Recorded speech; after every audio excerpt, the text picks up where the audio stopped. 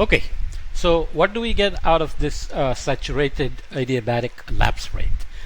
It is also known as pseudo adiabatic lapse rate because adiabatic means no heat exchange with the atmosphere, but here within the parcel we are allowing the water vapor to condense or evaporate and change the delta Q of the water parcel anyway. That makes it pseudo adiabatic.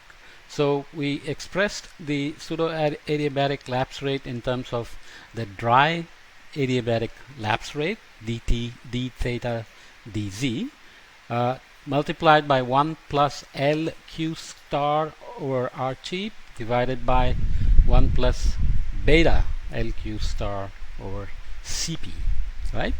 This tends to be less than 1, so gamma S tends to be less than gamma D.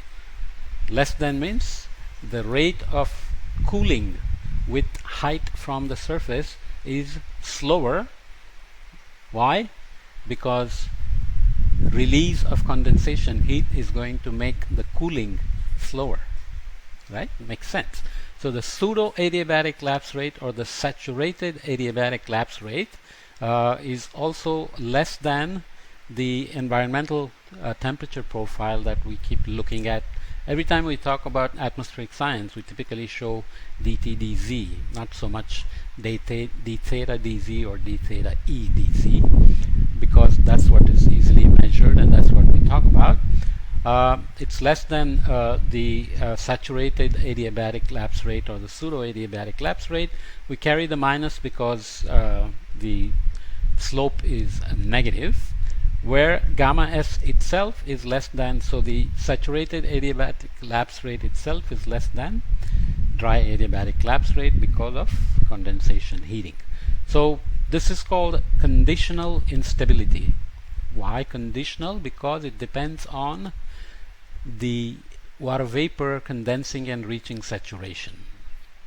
Okay, if you go deeper into convection, you will run into processes like conditional instability of the first kind and conditional instability of the second kind, where just warm temperatures below can heat the air and produce instabilities, as we saw before with the Rayleigh-Benard convection and so on. And conditional instability of the second kind includes moisture and its impact on the instability. So here, looking at the various lapse rate, this is a schematic of the tropospheric temperature profiles showing a dry adiabat, a typical wet adiabat, and this is a typical wet adiabat, and this is a typical observed profile. Typical observed profile is an average of all the processes that are happening.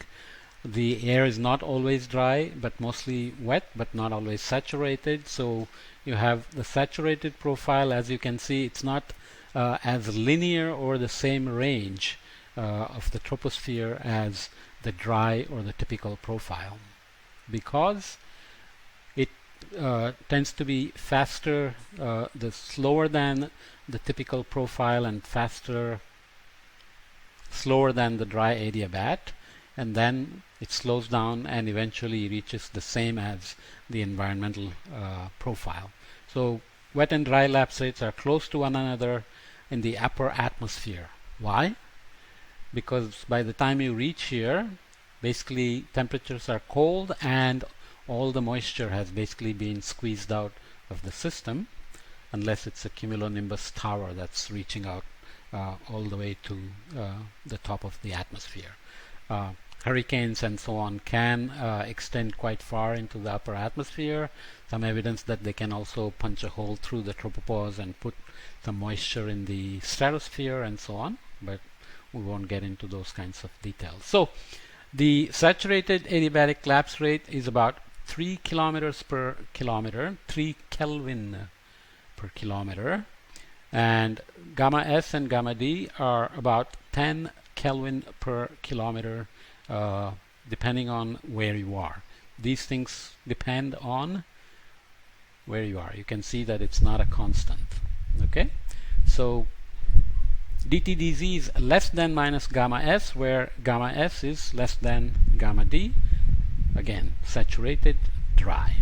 Okay, this is what we call the conditional instability. This leads us to equivalent potential temperature. As we said, potential temperature, dry potential temperature is conserved for dry processes, but it's not conserved for moist processes. So going back to our second law of thermodynamics, where we are allowing condensation heating within the parcel, we can use our ideal gas law and the ratio of R and Cp, the kappa that we looked at before, and this is our original dry potential temperature, and now we are adding simply the condensation heating because of the moist processes. So this equation looks parallel but has an additional term. Similarly, dry potential temperature was T times P0 over P to the K,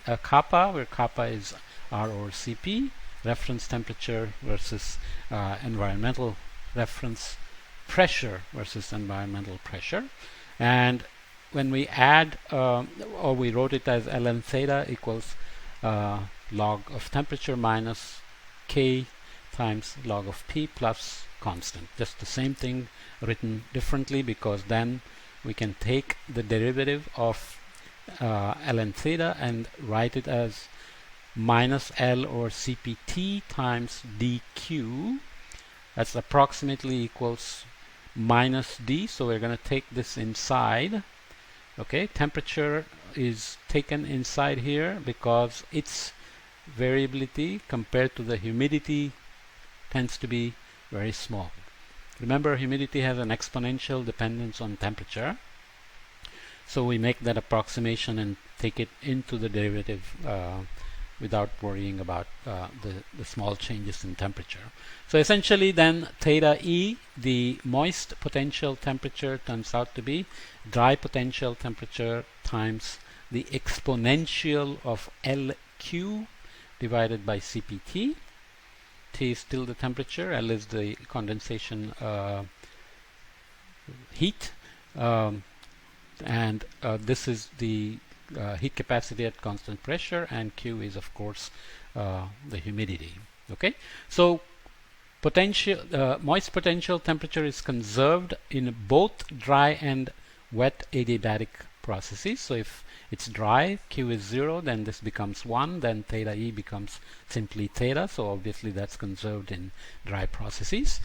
In the absence of condensation, Q is conserved anyways, so the parcel acts like a dry parcel, follows dry adiabatic lapse rate. So both theta and theta E are conserved in dry processes. If condensation occurs, then Q becomes Q star, saturation humidity. Then theta E is conserved, but theta is no more conserved. If air is dry, it simply reduces to theta, as I said, and vertical gradients of theta E tend to be mixed away by moist convection. Okay, so we had seen that in the water tank experiment. So if we go back to our profile, you can see that this is over the tropical belt of plus minus 30 degrees. We had the environmental profile of temperature and the dry potential temperature, which has the increasing value with height, so positive slope versus negative slope, whereas the moist potential temperature is nearly mixed up. Okay, that's where the conditional instability comes from. To convect, you actually need to have those instabilities.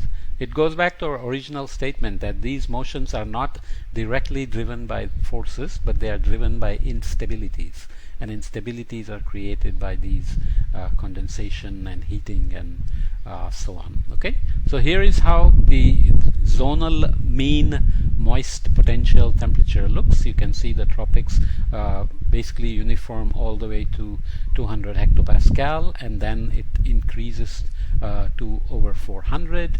As you go towards polar latitudes, obviously it drops off because Q drops off, and then we will come back to the other details later on when we do other processes. So this is an important concept. You should make sure you understood it. Go through the equations again. Look at those figures. Figures tell you a lot. If you can explain the figure, you have understood the concept. You don't have to remember all the math, but you can't even always derive them, but you can always find them in the book. But you shouldn't be having to go back to the book each time for the figures. Anybody shows you a figure, you should be able to interpret in terms of these concepts. That's the measure of how well you have understood the concepts.